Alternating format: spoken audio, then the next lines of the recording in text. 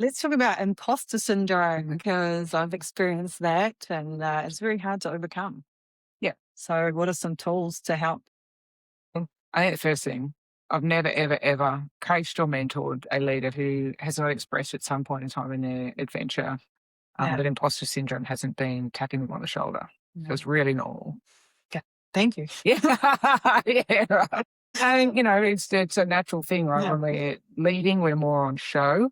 Yeah. We're accountable to other people. People look to us for our guidance or our expertise in some way, shape, or form. And if you're in a great workplace, you will have people who have better skills. They will in certain areas, not across the board necessarily, but there'll be certain areas that they may be more expert on or have more ease at being able to deliver in a particular way. And as we sort of look at that and go, hang on, I'm the leader and here's my team member, and am I a bit intimidated by that in some way? Then I think, having a bit of imposter syndrome feels pretty reasonable or pretty normal. But I think, what do you do about it? You really got to think sometimes, go back into what's your history actually? And this is where the psychology comes in, is what voices are you bouncing through your head? Whose voice is it that's telling you that you've got imposter syndrome, that you're not enough, that you don't know enough, that you're not smart enough, that you're not inspiring enough or motivational enough, or whatever it is that's sort of tapping you on the shoulder. And it's like, well, do you have an inner critic that's playing up? What are they saying to you? Is it your voice? Is it someone from your history as a bit of a hand-me-down pattern?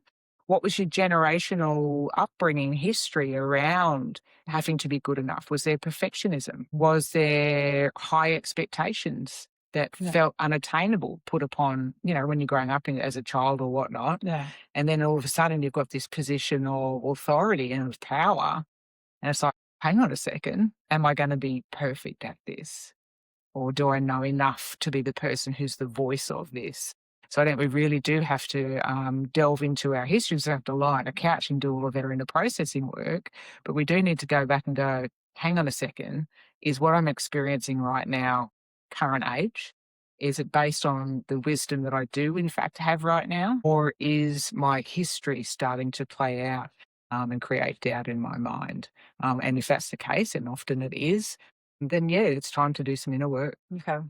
Do you think a little sort of inner healing and just self-reflection and working with a therapist would sort of bridge that gap and just, I guess, finding out where that Yeah.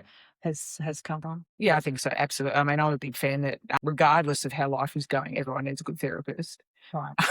I think that's just good baseline. Yeah. Learning that. Yeah, right. Yeah. I think it's, if we're going to truly know ourselves in who we're evolving into as people, and whether that's a leader or not, it's very, very useful to be able to see what are the things that might be holding us back or reminding us of our histories that no longer serves us right now.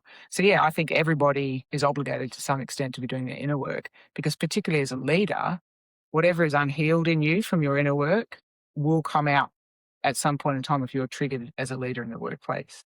And then how well are we leading in that from that position? And what's the role modeling that's unfolding there? What's the, what way are people observing or perceiving that inside the workplace? So we have an obligation to know ourselves. Yeah. And as leaders, because you are in the spotlight more, you need to lead the charge in that. Yeah. And I think as a leader, I would say to myself, you can't do this. And then I have to remind myself, well, you are doing it. You're actually doing it. So it's actually okay. So then that was really great perspective, because then when I started working with other people who had similar things, then I could be that voice on their shoulder and say, hey, just to remind you, you are doing it. And you're owning it. You're doing great. Yeah.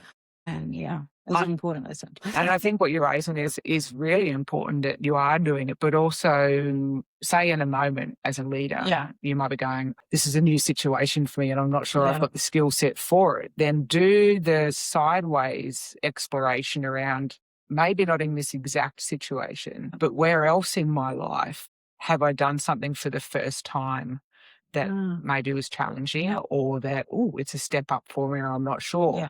When else have I done that and succeeded? Yeah. So that you do have a felt sense knowing of being able to do new things that might be scary or might be whatever.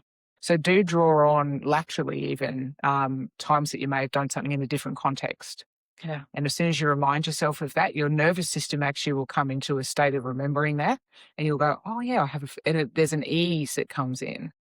And then in this moment on this new skill, you're able to identify those pieces and go, oh, yeah, I have done this. And builds another layer of confidence to put your step forward and keep going. And you're just going to expand like how you do new things. I'm going to use that.